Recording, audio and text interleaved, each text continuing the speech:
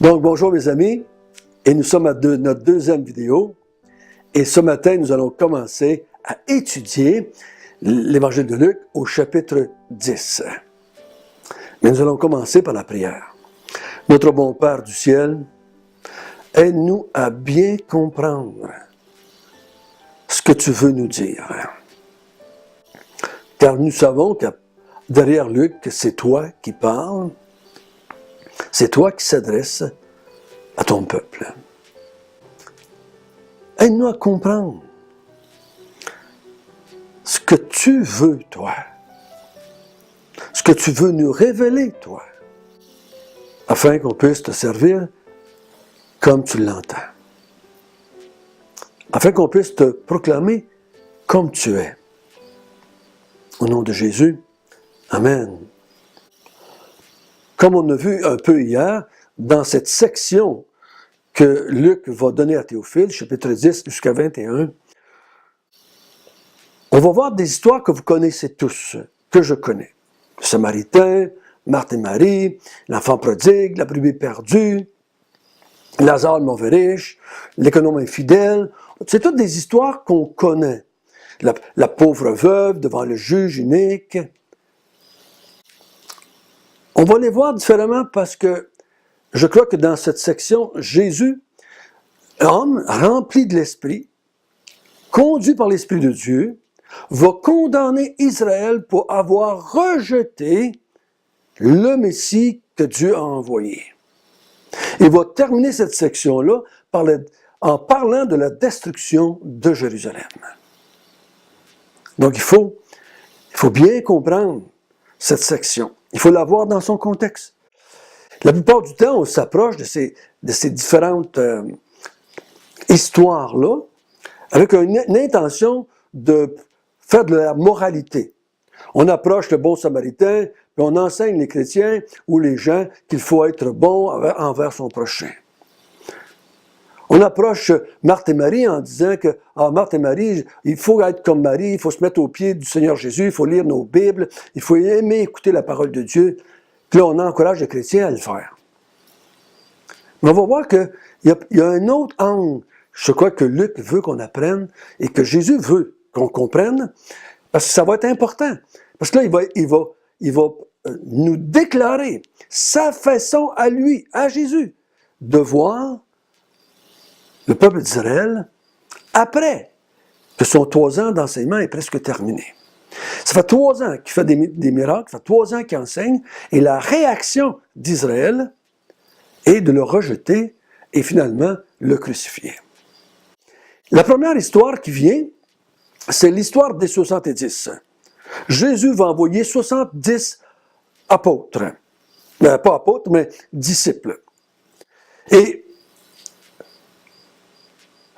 j'ai déjà enseigné dans le passé, il y a une vingtaine d'années, on enseigne ce passage-là, puis on dit, on va vous montrer des principes comment évangéliser. Mais c'est pas le but. Luc n'a pas le but de montrer à Théophile comment évangéliser et faire des miracles. C'est pas son but. Mais il veut démontrer quelque chose à Théophile ici, que Jésus a dit en ce qui concerne Israël, comment le Messie voit Israël après 3 ans de vie parmi ce peuple-là. Donc, nous allons commencer par lire le verset 1 jusqu'au verset 16. C'est une longue section. Et on va voir combien on peut aller loin dans cette section pour aujourd'hui. Après cela, le Seigneur désigna encore 70 autres disciples, et il les envoya 2 à 2 devant lui dans toutes les villes et dans tous les lieux où lui-même devait aller. Et il leur dit, « La moisson est grande, mais il y a peu d'ouvriers. Priez donc le maître de la moisson d'envoyer des ouvriers dans sa moisson. Partez, voici, je vous envoie comme des agneaux au milieu des loups. Ne portez ni bourse, ni sac, ni souliers. Et ne saluez personne en chemin. Dans quelque maison que vous entriez, dites d'abord que la paix soit sur cette maison. Et s'il se trouve là un enfant de paix, votre paix reposera sur lui. Sinon, elle reviendra à vous. demeurez dans cette maison-là, mangeant et buvant ce qu'on vous donnera, car l'ouvrier mérite son salaire. N'allez pas de maison en maison. Dans quelque ville que vous entriez, et où l'on vous recevra, mangez ce qui vous sera présenté. Guérissez les malades qui s'y trouveront, et dites-leur, le royaume de Dieu s'est approché de vous. Mais dans quelque ville que vous entriez, et où l'on ne vous recevra pas, allez dans ces rues et dites, nous secouons contre vous la poussière même de votre ville, qui s'est attachée à nos pieds. Sachez cependant que le royaume de Dieu s'est approché. Je vous dis qu'en ce jour, Sodome sera traitée moins rigoureusement que cette ville-là.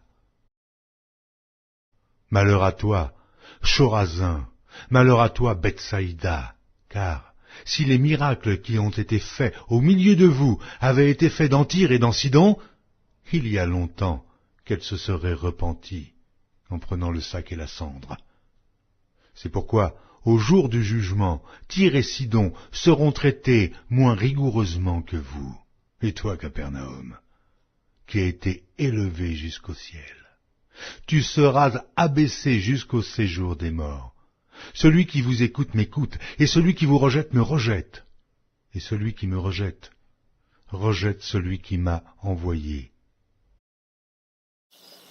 Avant d'aller dans le texte, il faut bien comprendre, quand un maître, qui est Jésus ici dans notre texte, va envoyer 70 autres disciples. Dans le mot « autres », on pense que c'est 70 autres à part les 12.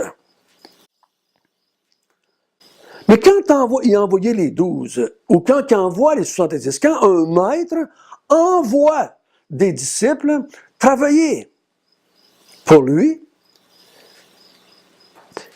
il faut bien comprendre qu'il est simplement en train de se multiplier. Donc, les 70, à ce moment-là, vont avoir le même but que Jésus. Pendant ce temps-là, pendant cette période-là de son ministère, il ne faut pas voir ici que les 70, tout d'un coup, sont une instruction pour les croyants dans la Nouvelle Alliance. C'est pas la même idée ici, c'est pas le même principe, c'est pas le même but ici. Les 70 sont envoyés par Jésus pour faire la même chose que lui faisait pendant qu'il était sur la terre, pendant qu'il était à Jérusalem, en Israël, et pendant cette période de son ministère. Il ne faut pas maintenant prendre les 70 et les transférer et dire, c'est la même chose que dans les actes, c'est la même chose que dans l'Église. Nous, quand nous sommes parmi les non-croyants, nous n'avons pas le même but que Jésus avait avec les 70 pendant cette période-là de son ministère. Parce que Jésus est en train, dans cette période-là, il est en train de mettre en place le royaume de Dieu ou la nouvelle alliance. Elle n'est pas encore en place, mais il était en train de la mettre en place.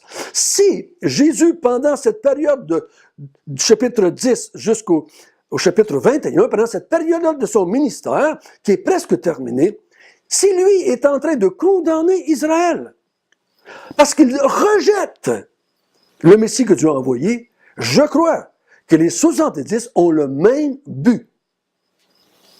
Pas un autre but. Donc, Jésus fait juste se multiplier. Et qu'est-ce qu'ils vont faire? Les 70, ils vont faire la même chose que Jésus pendant cette période-là.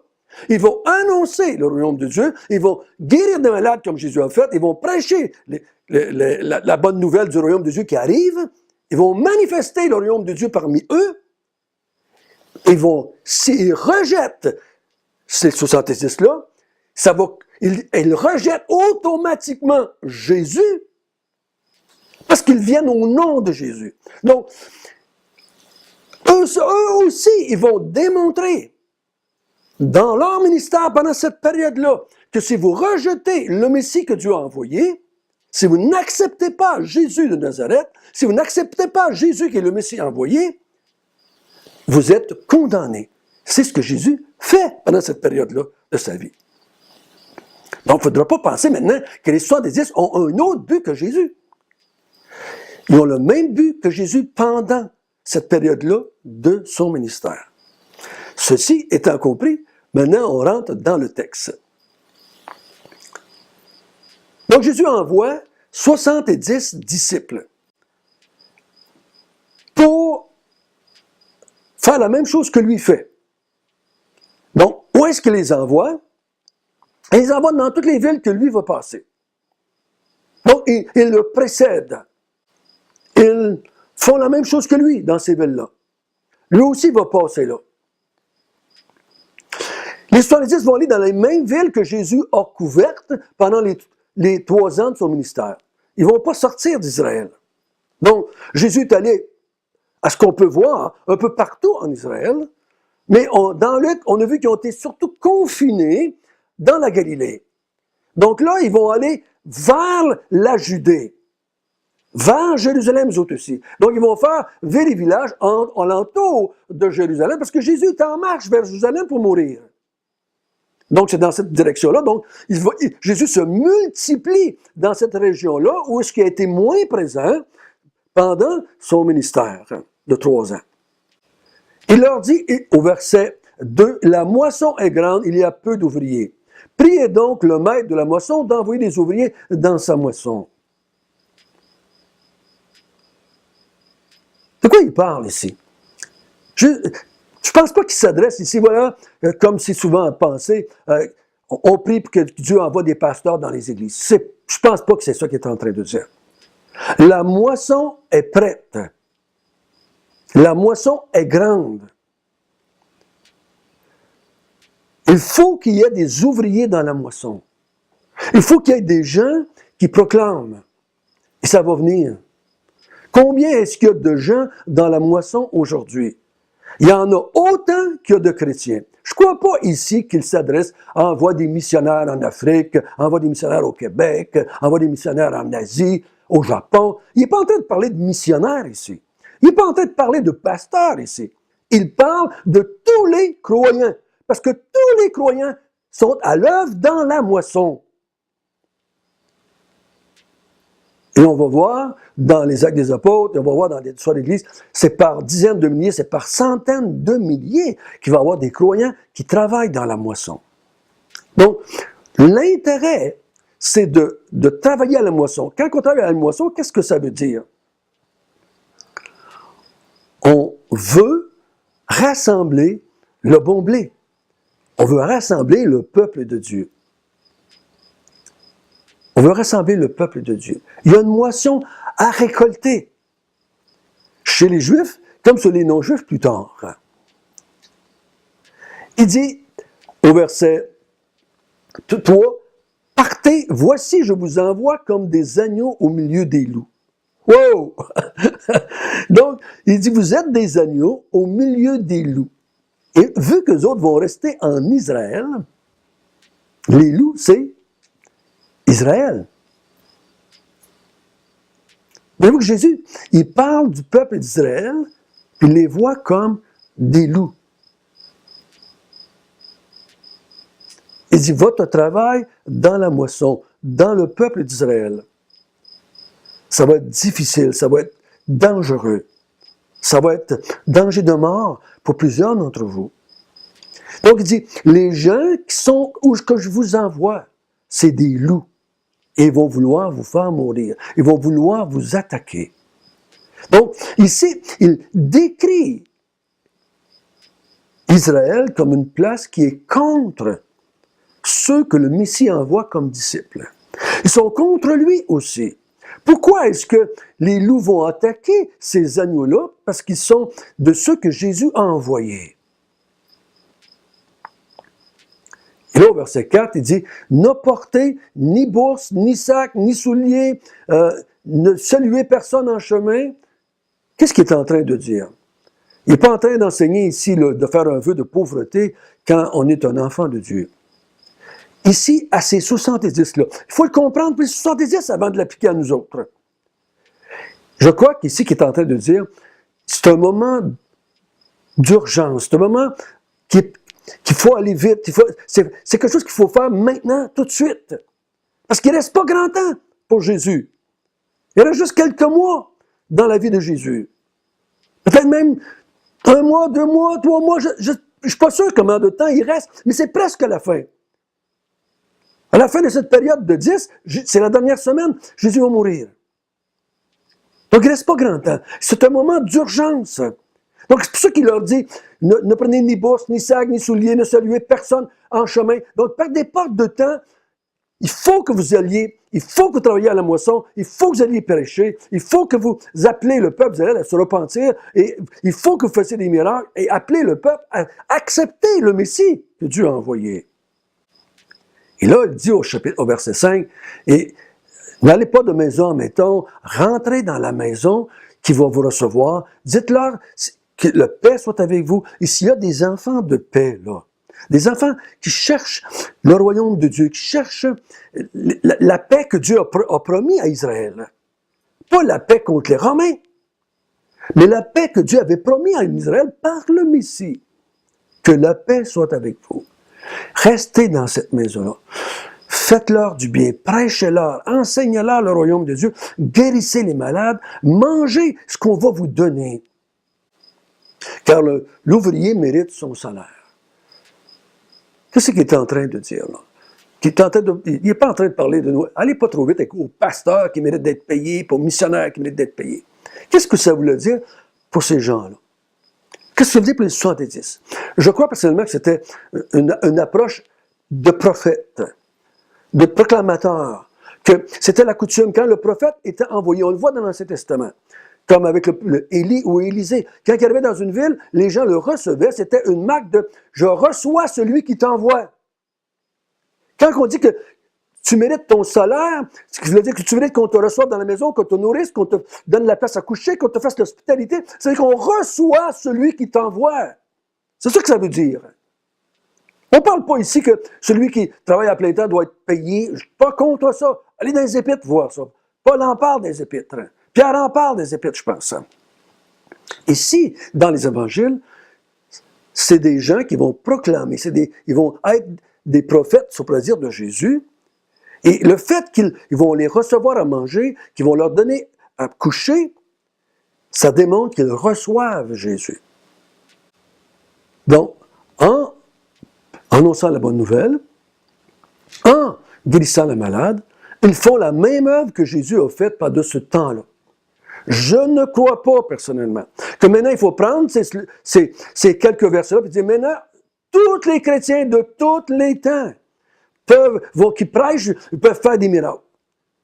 Je dis non à ça. Le texte n'est pas là pour enseigner cela. Le texte est là pour enseigner ou pour faire la même chose que Jésus. Jésus prêchait la bonne nouvelle du royaume et guérissait des malades pour démontrer que le Messie est arrivé, que la bonne nouvelle est arrivée, que le royaume de Dieu est en train de s'installer. Il dit lui-même, le royaume de Dieu est venu parmi vous. Il s'est approché de vous. Le royaume de Dieu est arrivé, il est là, il est présent, dans la personne de Jésus, parce que c'est Jésus qui nous envoie. Ces gens-là sont en train de convaincre que Jésus est le Messie. Je n'ai pas à convaincre ça. J'ai à le proclamer, aujourd'hui dans la Nouvelle Alliance, mais je n'ai pas à prouver que Jésus était le Messie. Ça a été prouvé que Jésus était le Messie. Ça a été démontré que Jésus étant venu sur la terre, c'est que le royaume de Dieu s'est approché du peuple d'Israël. On va arrêter là pour aujourd'hui. Je vois que mon temps est écoulé. On revient demain, on va continuer à étudier ces 70-là. Notre bon Père du ciel, merci. Merci de nous avoir aidés à comprendre ce texte dans son contexte. Oh, apprends-nous à étudier les textes dans leur contexte. Toujours de plus en plus. Le peuple d'Israël, ton fils a déclaré qu'ils étaient des loups, qu'ils étaient contre lui et qu'ils étaient pour être contre les disciples qu'ils avaient envoyés. Parce qu'ils prêchaient la même chose et qu'ils faisaient la même chose et qu'ils annonçaient l'arrivée du royaume de Dieu dans la personne de Jésus. Oh, merci Seigneur, que tu nous as démontré